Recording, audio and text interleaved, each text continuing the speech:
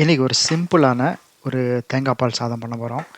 Kitchen renovation நடந்துருக்கிறதுனால பேஸ்மெண்ட்டில் வச்சு very simple one pot recipes பண்ண போகிறோம்.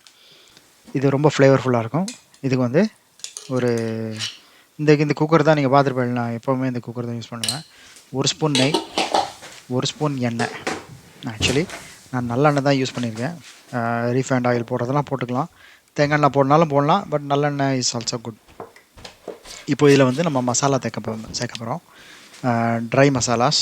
இது வந்து பே லீஃப், கொஞ்சோண்டு சோம்பு, அதுக்கப்புறம் சினமன் ஸ்டிக் 1/2 இன்ச், 2 கிராம்பு, ஸ்டார் அனீஸ் உடஞ்ச போனது, காடமம், அந்த கல்பாசி. நம்ம கடல் பாசி மேலே ஆக்சுவலி கல்பாசி, it's call stone fruit, stone flower, sorry stone flower. லேசாக அந்த அரோமா வரக்கு வளர்த்துக்கணும், லேசாக வதக்கிக்கணும். வதக்கிட்டு காரத்துக்கு ஏற்றாப்புல பச்சை மிளகாய். நான் வந்து பச்சை மிளகாய் லெங்த் வைஸ் ஸ்லிட் பண்ணது ஒரு 3 பச்சை மிளகாய் சேர்க்க போகிறேன். 3 பச்சை மிளகாய் சேர்த்து அதையும் ஒரு புரட்டிக்க வேண்டியதான். அதுக்கடுத்தது காய்கறி. இப்போ வந்து எங்கிட்ட காலிஃப்ளவர் இருந்தது. இதுக்கு உருளைக்கிழங்கு போடலாம், கேரட் போடலாம், பீன்ஸ் போடலாம், ப்ரோட்டீனுக்கு பட்டாணி. அங்கே காலிஃப்ளவர் வந்து கொஞ்சம் ப்ரெஷர் குக் பண்ணுறதுனால கொஞ்சம் குழகுழான்னு ஆகிடும். பட் என்ன படுத்துன்னு போட்டிருந்தாங்க, போத்தின்னு படுத்திருந்தாங்க, அதனால் எல்லாம் ஒன்று தான். கொஞ்சம் கடுக்குன்னு கறிக்கிற மாதிரி காய் வேணும்னா ஆக்சுவலி காலிஃப்ளவர் தனியாக வேக வச்சு போடணும். பட் அது எனக்கு சௌரியப்படலை. அதனால் சிம்பிளாக இதுலேயே போட்டு ஒரு லேசாக ஒரு பொருட்கள் அதனால பெருசு பெருசாக சங்க்ஸாக போட்டிருந்தேன். அப்படியே அது குழஞ்சிருது, பட் டேஸ்ட் நல்லா இருந்தது.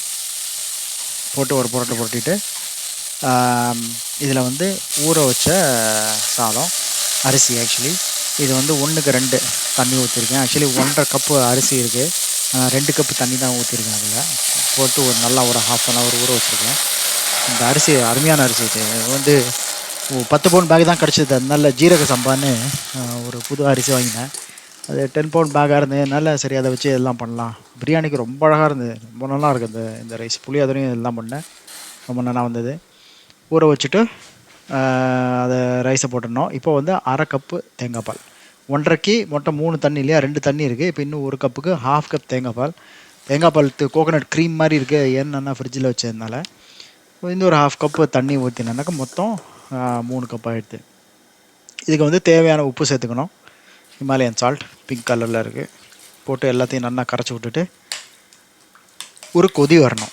இது எல்லாத்தையும் சேர்ந்து ஒரு கொதி வரணும். அதுக்கு இது ரொம்ப எசென்ஷியல். இந்த நல்ல ஸ்மெல் வரத்துக்கு மின்ட்டு சேர்த்தேன். அது எப்போ சேர்த்தேன்னு தெரியல, ஆக்சுவலி இப்போ தான் சேர்க்க போகிறேன். மின்ட் லீஃபு ஒரு கொதி வந்தோடனே அந்த ஒரு மின்ட் லீஃபை நல்லா ஸ்ட்ரெட் பண்ணி போட்டுட்டு குக்கரை போட்டு மூடி வச்சு 2 விசில். அது ஒரு விசில், அதுக்கப்புறம் இன்னொரு விசில் அடிச்சுட்டு அவ்வளோதான். இது மொத்தமே இந்த ப்ரிப்பரேஷன் டைமும் ஒரு 10-15 மினிட்ஸ் தான். ரொம்ப ஃப்ளேவர்ஃபுல்லாக இருந்தது, நல்ல மனம், நல்ல போலான்னு. அது வந்து 2 secret. Rice to water ratio number 1.